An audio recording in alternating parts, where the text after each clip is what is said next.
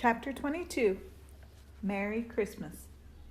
At length, towards noon, upon the final dismissal of the ship's riggers, and after the Pequod had been hauled out from the wharf, and after the ever-thoughtful Charity had come off in a whaleboat, with her last gift, a nightcap for Stubb, the second mate, her brother-in-law, and a spare Bible for the steward, after all this, the two captains, Peleg and Bildad, issued from the captain, and, turning to the chief mate, Peleg said, "Now, Mr. Starbuck, are you sure everything is right? Captain Ahab is all ready. Just spoke to him. Nothing more to be got from shore, eh? Well, call all hands then. Muster 'em aft here. Blast 'em!" "No need of profane words, however great the hurry, Peleg," said Bildad. "But away with thee, friend Starbuck, and do our bidding." How now? Here upon the very point of starting for the voyage, Captain Peleg and Captain Bildad were going it with a high hand on the quarter deck, just as if they were to be joint commanders at sea, as well as to all appearances in port. And as for Captain Ahab, no sign of him was yet to be seen. Only they said he was in the cabin. But then the idea was that his presence was by no means necessary in getting the ship under way and steering her well out to sea. Indeed, as that was not at all his proper business, but the pilot's, and as he was not yet completely recovered, so they said, therefore Captain Ahab stayed below. And all this seemed natural enough, especially as in the merchant service many captains never show themselves on deck for a considerable time after heaving up the anchor, but remain over the cabin table, having a farewell merry-making with their shore friends before they quit the ship for good with the pilot.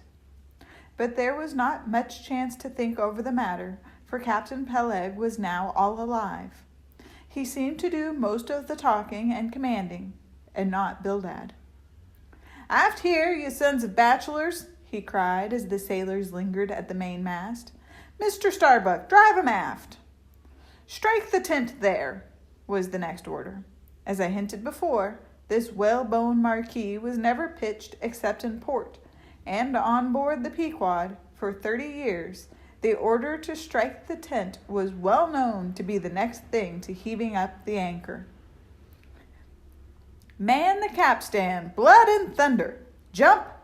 was the next command, and the crew sprang for the handspikes. Now, in getting under way, the station generally occupied by the pilot is the forward part of the ship, and here Bildad, who, with Peleg, be it known, in addition to his other offices, was one of the licensed pilots of the port, he being suspected to have got himself made a pilot in order to save the Nantucket pilot fee to all the ships he was concerned in, for he never piloted any other craft. Bildad, I say, might now be seen actively engaged in looking over the bows for the approaching anchor, and at intervals singing what seemed a dismal stave of psalmody to cheer the hands at the windlass, who roared forth some sort of a chorus about the girls in Booble Alley with hearty goodwill. Nevertheless, not 3 days previous, Bildad had told them that no profane songs would be allowed on board the Pequod, particularly in getting under way, and Charity, his sister, had placed a small choice copy of Watts in each seaman's berth. Meantime, overseeing the other part of the ship, Captain Peleg ripped and swore astern in the most frightful manner. I almost thought he would sink the ship before the anchor could be got up. Involuntarily I paused in my handspike and told Queequeg to do the same, thinking of the perils we both ran in starting on the voyage with such a devil for a pilot. I was comforting myself, however, with the thought that in pious Bildad might be found some salvation, spite of his 777th lay, when I felt a sudden sharp poke in my rear, and, turning round, was horrified at the apparition of Captain Peleg in the act of withdrawing his leg from my immediate vicinity. That was my first kick. "Is that the way they heave in the marchant service?" he roared. "Spring, thou sheephead, spring, and break thy backbone. Why don't ye spring, I say, all of ye, spring. Quahog, spring, thou chap with the red whiskers. Spring there, Scotch cap, spring, thou green pants. Spring, I say, all of ye, and spring your eyes out." And so saying, he moved along the windlass, here and there using his leg very freely, while imperturbable Bildad kept leading off with his psalmody. Thinks I, Captain Peleg must have been drinking something today. At last the anchor was up, the sails were set, and off we glided.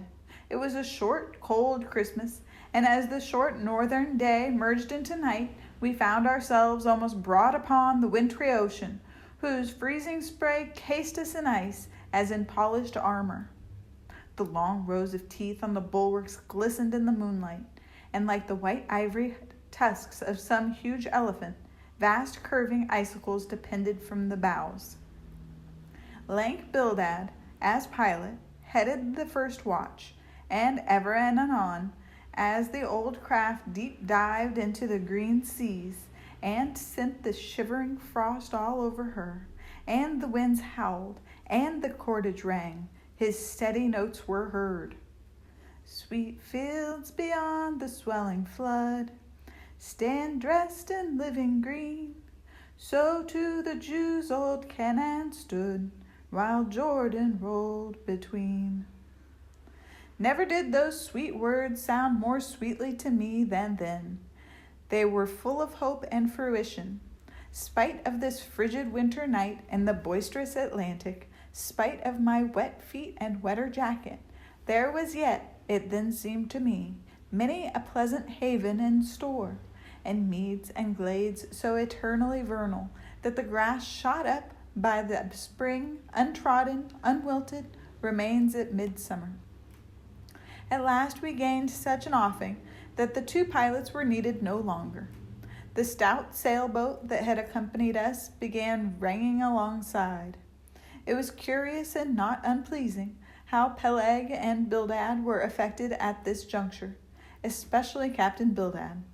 For loath to depart, yet very loath to leave, for good, a ship bound on so long and perilous a voyage, beyond both stormy capes, a ship in which some thousands of his hard-earned dollars were invested, a ship in which an old shipmate sailed as captain, a man almost as old as he, once more starting to encounter all the terrors of the pitiless jaw, loath to say goodbye to a thing so every way brimful of every interest to him.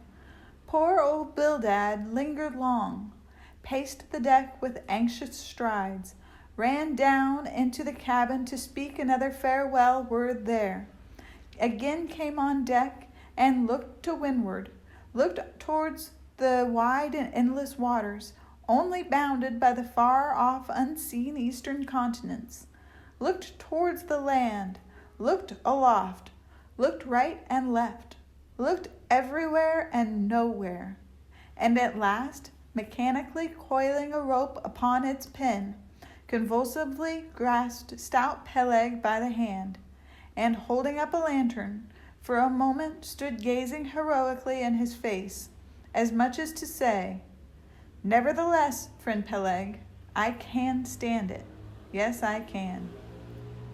As for Peleg himself, he took it more like a philosopher, but for all his philosophy, there was a tear twinkling in his eye when the lantern came too near.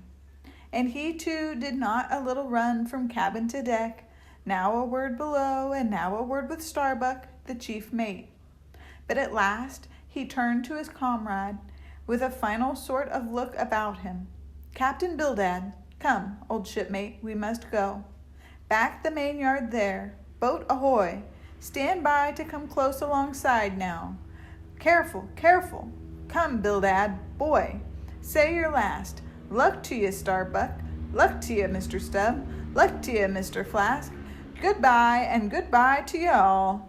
And this day 3 years I'll have a hot supper smoking for you in old Nantucket. Hurrah and away!